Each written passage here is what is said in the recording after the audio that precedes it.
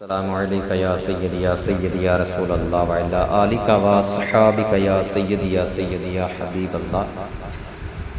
یاد رہے کہ اللہ تعالیٰ اپنے بندوں کو دوسروں کی مدد کرنے کا اختیار دیتا ہے، اور اس اختیار کی بنا پر ان بندوں کا مدد کرنا اللہ تعالیٰ ہی کا مدد کرنا ہوتا ہے۔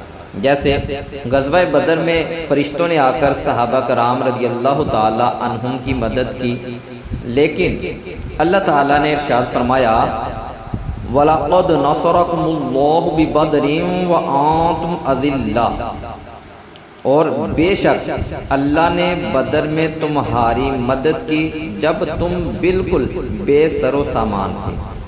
یہاں فرشتوں کی مدد کو اللہ تعالیٰ کی مدد کہا گیا۔ اس کی وجہ یہی ہے کہ فرشتوں کو مدد کرنے کا اختیار اللہ تعالیٰ کے دینے سے ہے، تو حقیقتاً یہ اللہ تعالیٰ ہی کی مدد ہوئی۔ یہی معاملہ انبیاء کرام علیہ الصلوۃ والسلام اور اولیاء کرام رحمۃ اللہ تعالی علیہم کا ہے کہ وہ اللہ تعالیٰ کی عطا سے مدد کرتے ہیں، اور حقیقتاً وہ مدد اللہ تعالیٰ کی ہوتی ہے۔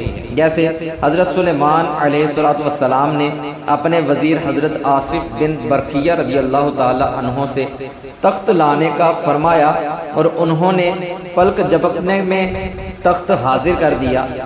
اس پر انہوں نے فرمایا ھذا من فضل ربی، یہ میرے رب کے فضل سے ہے۔